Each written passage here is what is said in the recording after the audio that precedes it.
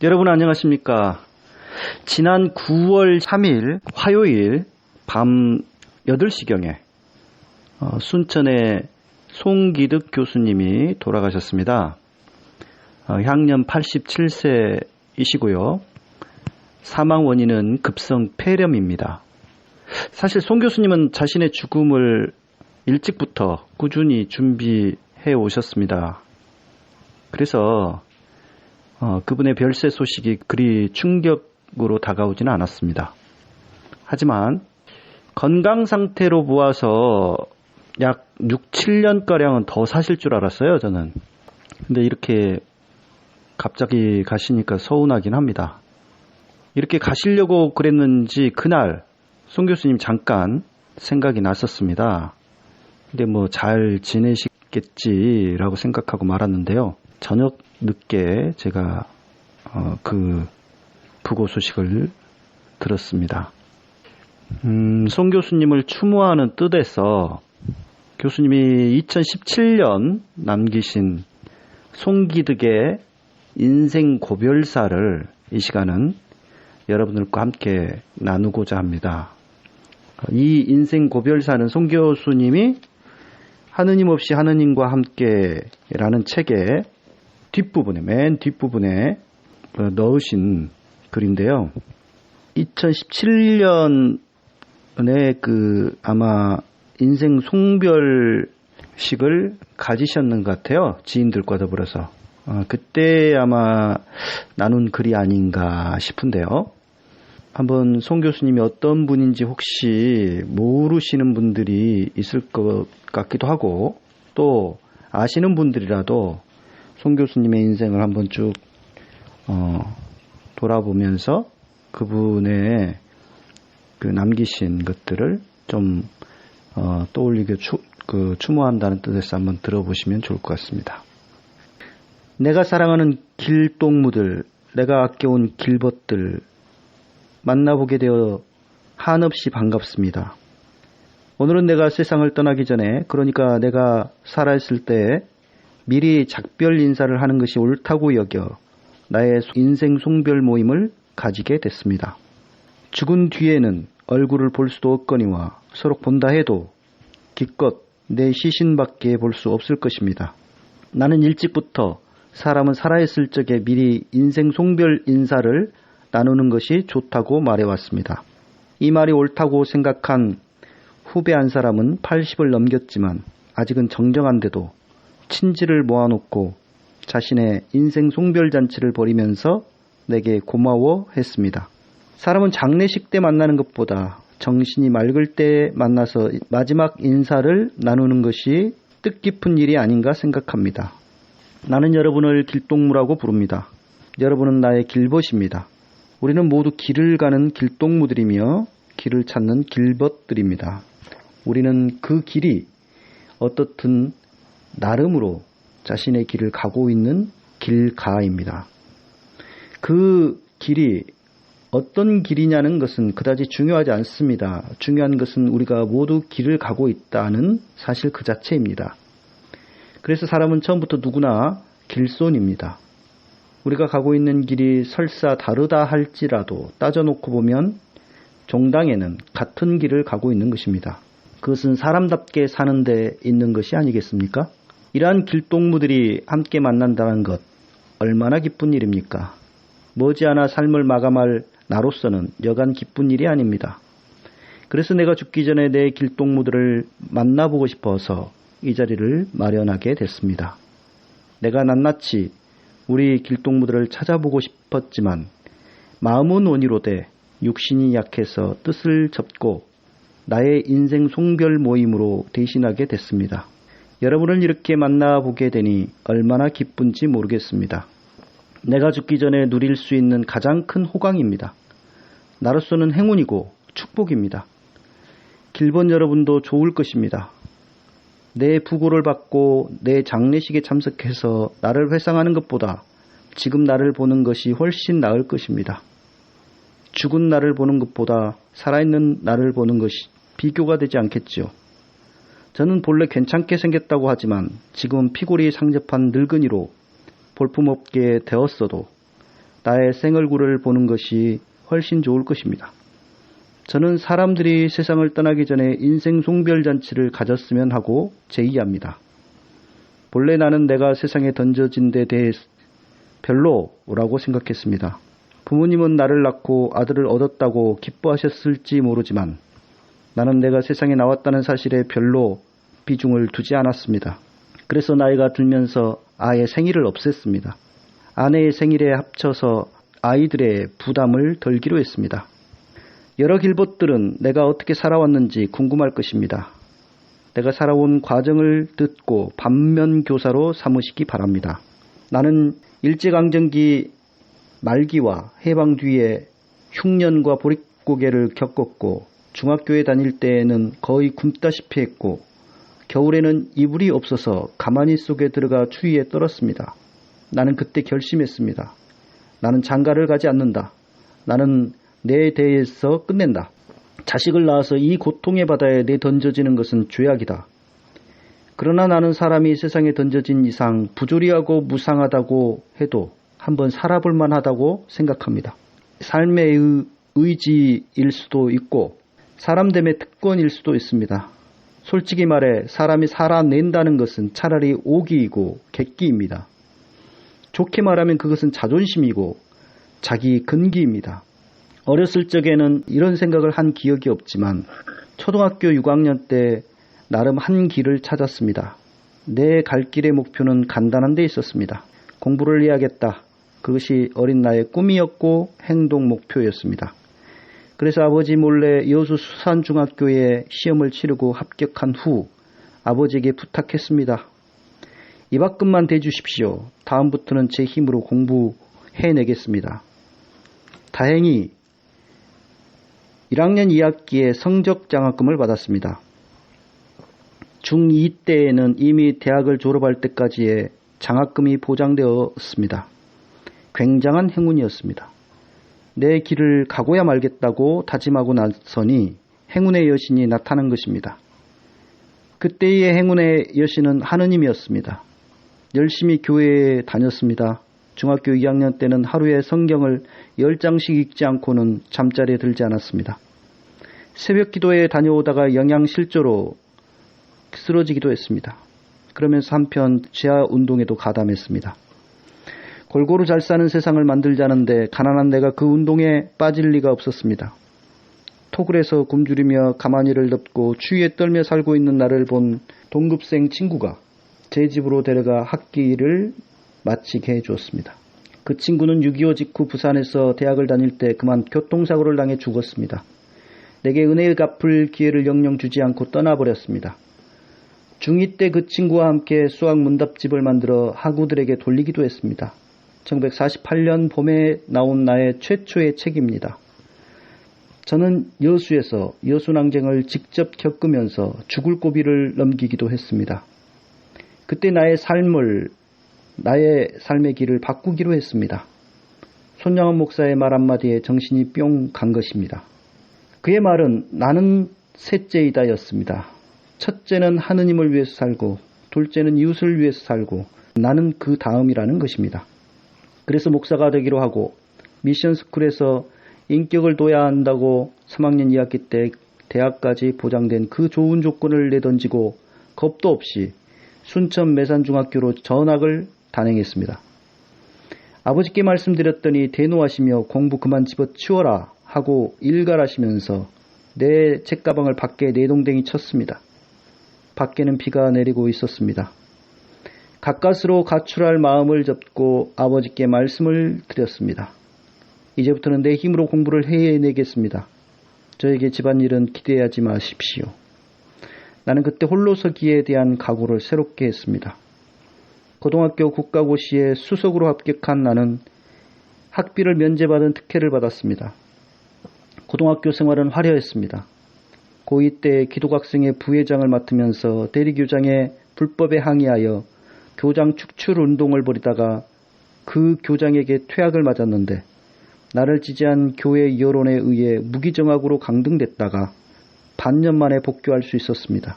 송기덕 그놈 무서운 놈이다 라는 게 쫓겨난 대리교장의 평가였습니다. 한편 고3 때는 학교 밴드부를 데리고 선교 강연을 다니면서 이승만의 독재 반대를 외치다가 경찰에 끌려가기도 했습니다. 내가 회장으로 있던 기독학생회에서는 학교에서 지시한 교복 착용과 이름표 붙이기를 거부했습니다. 학생 인권 유린을 구실로 내세웠습니다. 우리가 졸업하자 후배들은 교복을 착용하고 이름표도 달았습니다. 나를 도와준 선교사와의 약속이 있었습니다.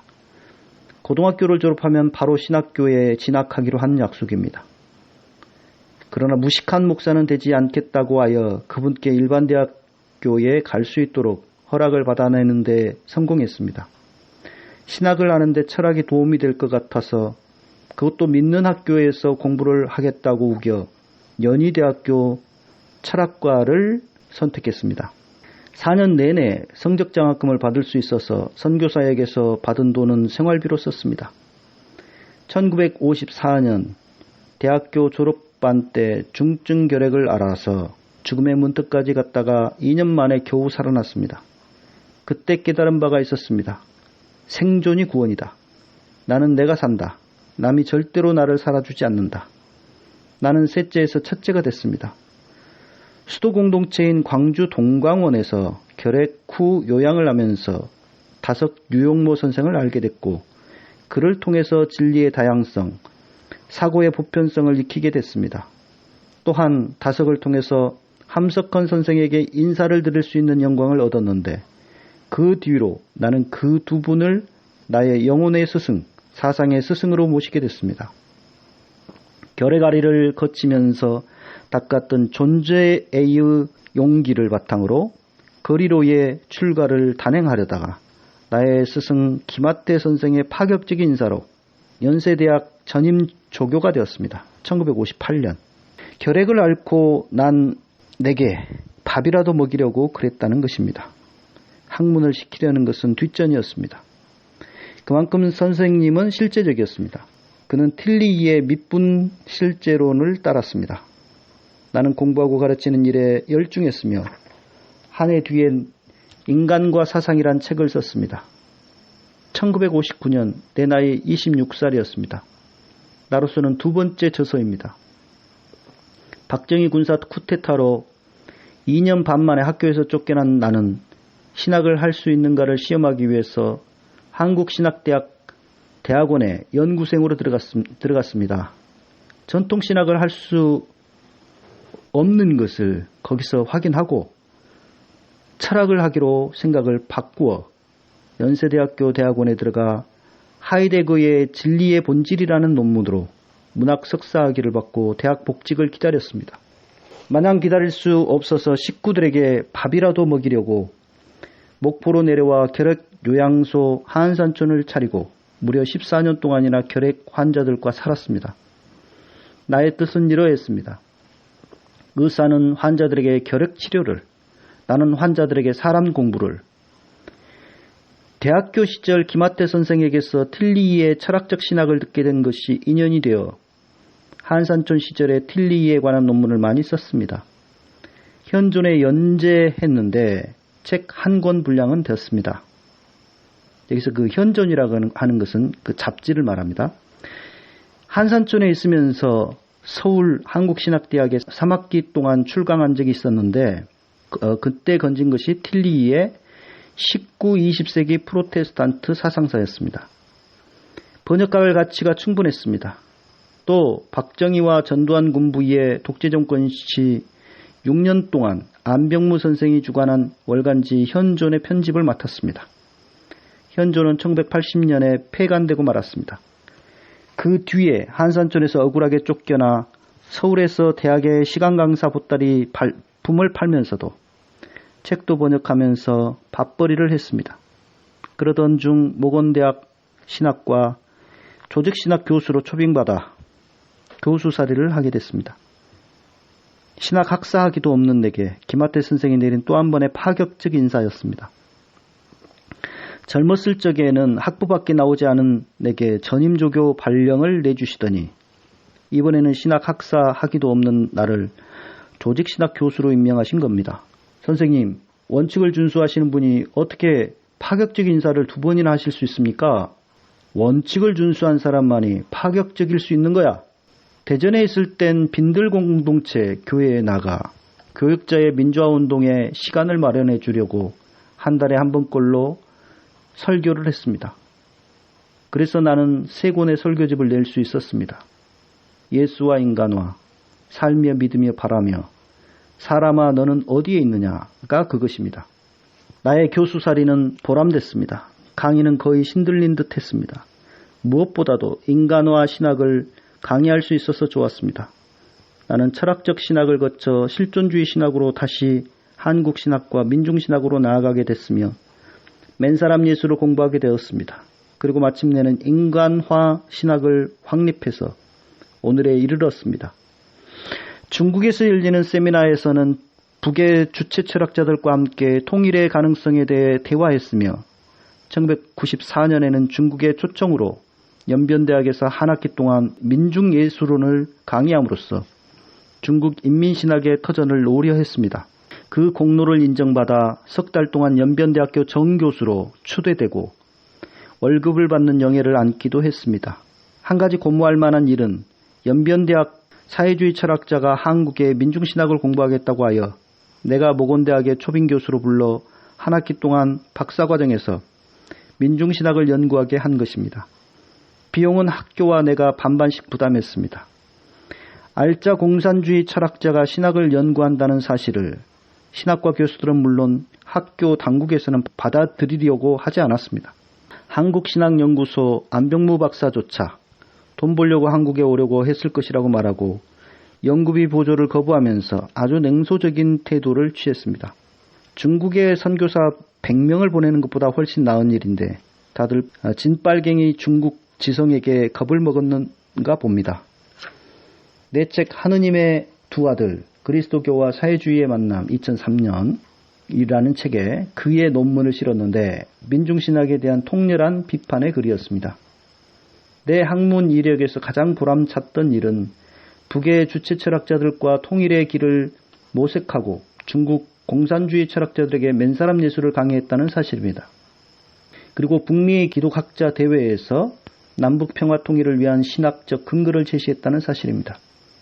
그것으로 하여 나는 북에서 같이 살자는 조선인민공화국의 초청을 받게 됐으며 김일성 대학에서 인민신학을 강의하게 돼 있었습니다. 결국 무산되고 말았지만 일생일대의 가장 큰 회한으로 남습니다.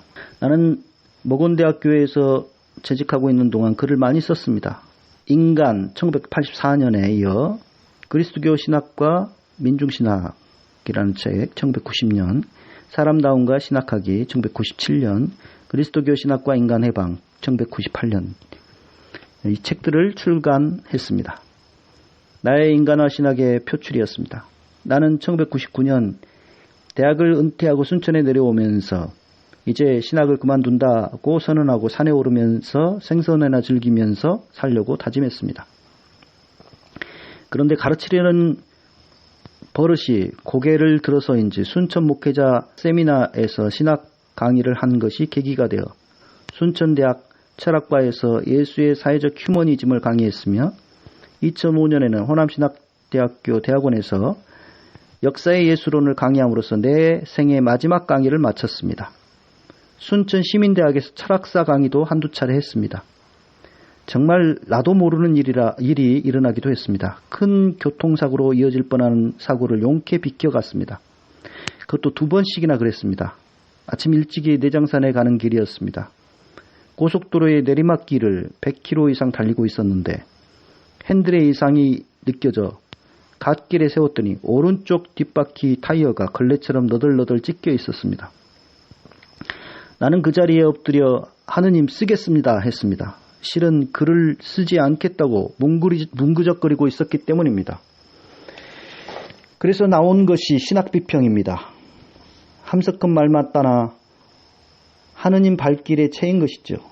내 나이 당시 일은 2001년 여름에 창간호를 낸 이래 2016년 겨울호를 끝으로 16년 동안 통권 63호를 발행했습니다.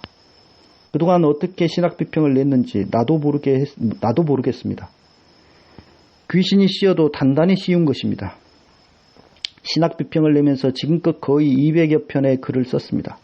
신학비평을 낼 수 있었던 것은 모두 나의 길벗 서진원 목사가 있어서 가능했습니다. 그동안 가치 있고 중요한 책들을 내기도 했습니다. 대표적으로는 역사의 예수, 그는 누구이며 우리에게 무엇인가? 2009년 판 책, 사람 아직 멀었다. 2016년 책입니다. 이 두 권은 모두 대한기독교 서회에서 냈습니다. 내겐 한없는 영광입니다. 나는 병석에 누운 아내를 돌보느라 4년, 죽은 것처럼 지내는 아내를 돌보느라 1년 2개월, 모두 5년을 아내를 간병하며 살았습니다. 아내를 많이 사랑했습니다. 그녀는 내가 아내를 사랑한 것보다 훨씬 더 나를 사랑했습니다. 우리는 동일성의 일체로 살았습니다. 아내를 떠나보낸 지금 나는 아내로서 나를 가득 채우고 살고 있지만 나는 아직도 아내를 생각하면 통분과 서름과 그리움과 서러움을 주체하지 못하고 있습니다. 때로는 공초 오상순 선생의 짝 잃은 거위처럼 울부짖기도 합니다. 그러나 한편 아내를 나의 짝으로 점지해 주신 하늘에 감사하고 있습니다. 나는 지금 아내를 대모신으로 모시고 있습니다. 나는 아내의 사랑을 확신하고 있습니다. 나는 어렸을 적부터 하느님을 믿었습니다. 그 하나님은 살아계신 하나님인 동시에 산자의 하나님이었습니다. 나는 그 하나님 믿음으로 공부를 이어갈 수 있었고 마침내 농부의 아들에서 교수가 되었습니다. 그러나 내 머리가 열리면서 그리스도교의 하나님을 멀리하게 됐습니다. 지금 하나님을 어머니 하나님으로 바꿔 부르지만 세월호 참사와 같은 인간 비극에 눈 감은 그런 하나님, 피에 굶주린 하나님과는 도저히 친해질 수 없었습니다. 아니 나는 지금 모든 하나님 관념으로부터 벗어나는 것이 나의 진정한 구원이라고 생각하고 있습니다. 그러나 내게는 확실한 믿음 한 가지는 남아 있습니다. 그것은 아내가 나를 지극히 사랑했다는 사실입니다. 다른 모든 것은 의심한다고 할지라도 아내의 사랑만큼은 확신하고 있습니다. 나는 아내의 사랑에서 비로소 믿음이라는 것이 무엇인가를 알게 되었습니다. 그리고 아내와의 사랑에서 사랑이 무엇인지도 알게 되었습니다. 사랑은 서로 사람으로 받들고 섬기는 것입니다. 이 사실로 하여 나는 86년을 살고 있는 늙은이로서 조금이나마 나이값을 한 것 같습니다. 여러 길벗들은 옷깃을 여밀 만한 지성소, 아니 온몸으로 확신할 만한 믿음거리가 있습니까? 있다면 있는 대로 좋지만 없다면 없는 대로 좋습니다. 불신앙도 하나의 신앙이니까요. 내가 살아온 길을 돌아볼 때 한마디로 치열하게 살았다는 생각이 듭니다. 1964년 겨울에 2달 동안에 걸쳐 2000리를 걸으면서 거지방랑을 할 때처럼 치열하게 살았습니다. 마치 몸에 생채기 가득 뒤틀리고 용투림하며 뻗어오르는 순천 서남사의 노사목처럼 치열하게 살았습니다. 그래서 지금까지 책을 20여 권 써냈는지 모르겠습니다. 그러다 보니 잔재미를 잃고 살았습니다. 사람은 잔재미로 사는 것인데 말입니다. 나의 잔재미라면 산에 오르고 숲길을 거니는 것이었습니다. 산은 나의 종교입니다. 안개자욱한 산에서는 누미노제를, 경건함과 황홀함을 체험합니다. 자연은 곧 하느님이다 라는 것을 알게 됩니다. 나는 등산 친구들에게 말합니다. 나는 있더라도 산은 잊지 마시오. 산은 얼마나 좋아했는지 특히 산 바위의 살결에 반해 영암 월줄산을 10년에 걸쳐 200번 이상 올랐습니다. 서울에 살 적에는 도봉산만 한 학기 내내 오르기도 했습니다. 2016년 늦봄에 백내장 수술을 마치고 도봉산이 보이는 곳에 데려다 달라고 했을 정도로 도봉산을 잊지 못하고 있었습니다. 어쨌든 나는 산을 빼고는 낭만이라는 것을 잃고 살았습니다. 멋대가리 없이 살았습니다. 그런데 진리는 일상에 있다는 사실을 70 넘어서야 비로소 알게 됐습니다. 여러 길벗들, 옛날 결핵요양소 한산촌에서 환자들에게 내가 입버릇처럼 했던 말이 있습니다. 자기를 성실하게 살아라. 어느 깡패 출신의 환자가 이 말을 실천하려고 돈 한 푼 없이 주먹을 팔아 전국을 2달 돌아다니다가 돌아와서 내게 한 말이 있습니다. 선생님, 산다는 게 별것 아닙디다. 여러 길동무들 산다는 게 별것 아니지만 그래도 사람으로 왔으니 사람답게 살아보는 것이 어떠할는지요. 사람은 자기의 의사와는 무관하게 세상에 던져졌지만 삶을 정리할 적에는 자신의 자유와 권리를 행사했으면 합니다. 삶과 죽음에 얽매이지 말고 자기를 끝내 살아냈으면 합니다. 폐허 속에서도 패배하지는 말자는 것입니다. 끝으로 권유할 말이 있습니다. 내가 남긴 명상 화두가 있는데요. 송기득의 말입니다. 나의 이 세상 후에라도 나를 기억하면서 한번 음미해 보시기 바랍니다. 여러 길벗들 나는 먼저 떠납니다. 잘 살다 오시구려. 안녕히 계십시오. 길이 안녕하십시오. 2017년 6월 3일. 팔팔하게 달려요. 88 대리운전 061-681-8888 1,000원씩 기부하는 대리운전 88 대리운전 061-681-8888 팔팔하게 달려요. 88 대리운전 061-681-8888